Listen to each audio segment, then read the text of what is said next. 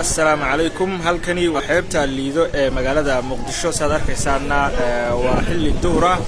xeebta maanta waxa ku sugan dad badan oo dalxiisayaal ah oo kala duwan.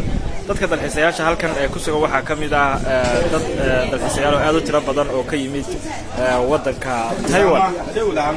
waa magaalada Muqdisho iyo xeebta liido iyo dalxiisayaal caalamka ka kala socda.